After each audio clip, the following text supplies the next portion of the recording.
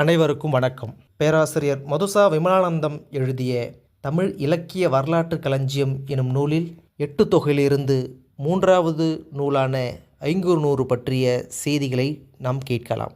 ஐங்குறுநூறு 5 திணைக்கும் தனித்தனியே 100 பாடல்களை கொண்டு குறைந்த அடிகளை உடைய பாவால் இயற்றமையான் இப்பெயர் பெற்றது. 3 முதல் 6 அடிகளை உடையது. ஒவ்வொரு நூறும் 10 பிரிக்கப்பட்டு அதன் பொருளமைதியாலோ பயின்று வரும் சொல்லாலோ பெயரிடப்பட்டுள்ளது. பாரதம் பாடிய பெருந்தேவனாரின் சிவன் பற்றிய பாடல் கடவுள் வாழ்த்தாக காட்சியளிக்கிறது. தொகுத்தவர் புலத்துறை முற்றிய கூடலூர் கிழார். தொகுப்பித்தவன் யானைக்கட் செய் மாந்தரன் சேரல் இரும்பொறை.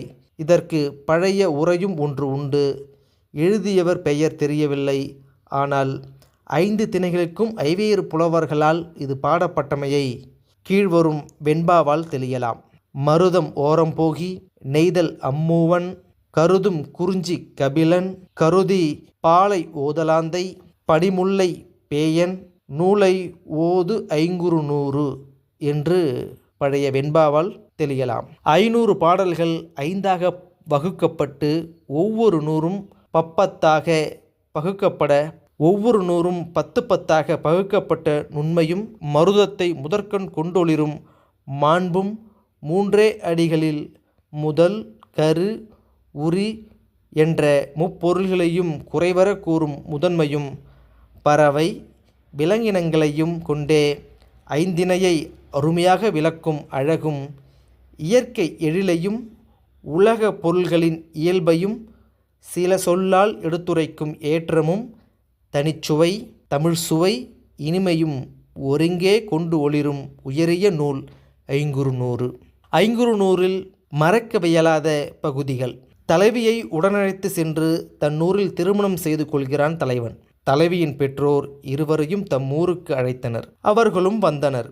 இதுகாரும் தலைவியை பிரிந்திருந்த தோழி அவளை தழுவி அவளது புது வாழ்வினை பற்றி அறிய அவாமிக கொண்டு செய்தியை வாங்குவதாக, ஆமாம் தலைவி, உன் தலைவர் நாடகத்து உண்ணும் நீர் இல்லையாமே, உன்னால் அங்கு எப்படி வாழ முடிந்தது என்றாள். தலைவியும், ஆம் தோழி, நீ சொன்னது உண்மையே.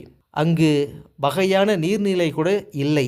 இருப்பவை கூட இலைத்தழை விழுந்தமையான் அழுகியும் மான் போன்ற விலங்குகள் குடிப்பதால் கலங்கியும் இருக்கின்றன. இருப்பினும் அந்த அருவருக்கத்தக்க எச்சில் நீரும் எத்துணை சுவையுடையது தெரியுமா? நம் தோட்டத்திலே உள்ள தேனினை தீம்பாலுடன் கலந்து உண்டால் எப்படி இனிக்குமோ அப்படி இனித்தது என்று பதிலை கூறுகிறாள். காதல் அன்பு கனிந்திருக்கும் இடத்தில் வேறு எப்பொருள் இருந்தால் என்ன, இல்லாவிட்டால்தான் என்ன, எல்லாம் இருப்பதாக அன்றோ நம் இதயம் மகிழும். அன்பின் திறம்தான் என்ன, இதோ அவ்வினிய பாடல்.